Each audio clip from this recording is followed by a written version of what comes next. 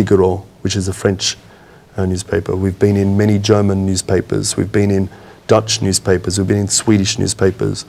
I've been talking to BBC, you know, and other people are doing some great work as well. We have to make, you know, recognise that there's the German Federation is doing some great work. The Holland Federation is doing work. Swedish Federation is doing work. And we're all working together for the same cause, which is to save the monastery, to save the land of the monastery. And what that's done is that that's also got a lot of EU parliamentarians on board. Yes. And you've had delegations going to the trials from the EU. And a lot of them are saying the same thing we're saying, which is that you can't continue to mistreat Christian minorities in your country. If you want to join the EU, then you have to be a society which believes in true democracy. Yes. And true democracy is not just a voting right. It's also about equality of people. And I want to also say that SUA is not against Turkey. I mean, I've been to protest marches in the US, you know, when the Iraq war was going to happen, and I used to protest in the street, and I'd be protesting next to proud Americans who were, you know, waving the American flag, and the reason that they were protesting next to me was because they love their country so much. Yes. And they want it to be a better place. And we believe the same of Turkey. This is our homeland. These villages, this property, this Mor Gabriel. It's the motherland, it's the uproar. What is more sacred, exactly, what is more important? Exactly, and we criticize Turkey because we want it to be better. We want our rights. We're extremely peaceful people. We've hurt no one. And here we are constantly being hurt. I mean, people were deported from their own villages and houses, and the only thing that is left is those sacred places, monasteries, where peaceful monks worship their God. And it's also a chance for us who live in the diaspora to go back and visit and only smell the air there. And even this is threatened to be taken from us. That's a very good point. I agree 100% with you. You know, it's not even so. I mean, I can go back to my own villages, my own parents' villages, and you know, my father is from Kerboran, and my mother is from Bota, and you know, it's not even safe to go back to Kerboran to go visit. No. So you go to your villages, you see the villages, you know, you shed a tear for what's happened. Yeah. And there's. It is sad. What do you do? Yeah, it is sad. Well, but what we do is we fight. Yes, I think. And we will talk more about this. I think we have a caller here. Good evening. Hello. Yes. Hello. Good evening, sir. Yeah, this is Joseph Aydin from Sweden. Hello, Joseph. How are you? I'm fine. How are you? Thanks. Also, I have heard about how this case about Mor Gabriel being in media, so I also want to talk about what have been done here in Sweden. Yes. And in government and issues and so on. And first of all, it have been several questions in the parliament from parliament members about this to the Minister of Foreign Affairs. And it has also been recently when the Prime Minister of Sweden was in Turkey, where it was a question about if he will talk about this with the Prime Minister in Turkey. And we have also from the Syriac organization have had meetings with the Department of Syriac or the foreign ministers in Sweden.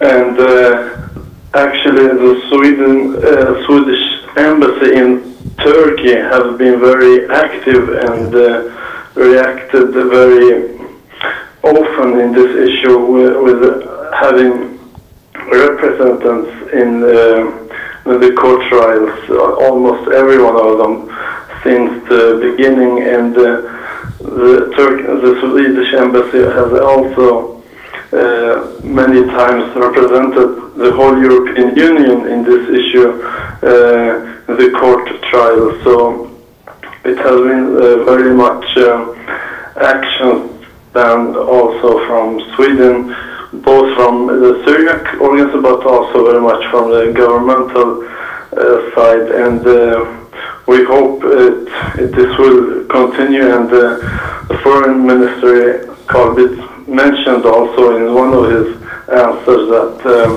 they follow this issue very carefully and that are concerned about this development, and that we will see and send the embassy from Ankara to trials to see that this gets a fair trial for Mor Gabriel. It's so good to hear about all this action, all these practical steps held by our organizations in Sweden. Do you feel positive? Are you optimistic about what's going on now after you mentioned all those things that been done in Sweden, Yusuf?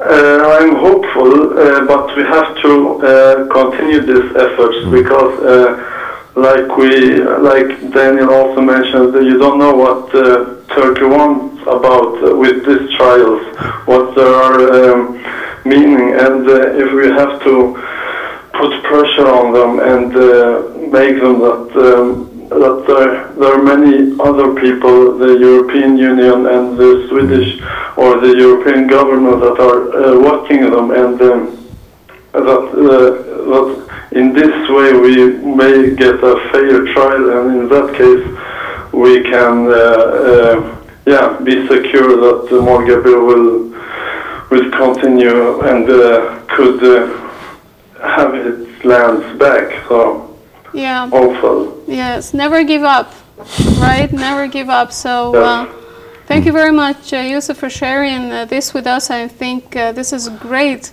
Thank you, Yusuf. Anything to tell him? Yusuf, thank you very much.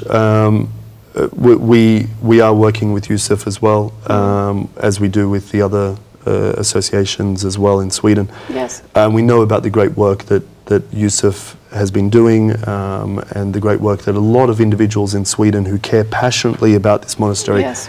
Are working day and night on this. This international pressure that we're putting on Turkey has resulted in some great things happening. The German Federation, as an example, sent a letter through to Obama.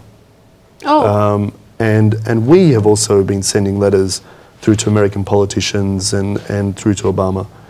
And what happened is that Obama recently visited Turkey, and he actually addressed this issue. Hillary Clinton has also addressed this issue.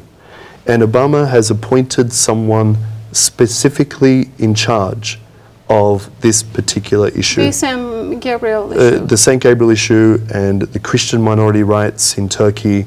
And this is how important this has become.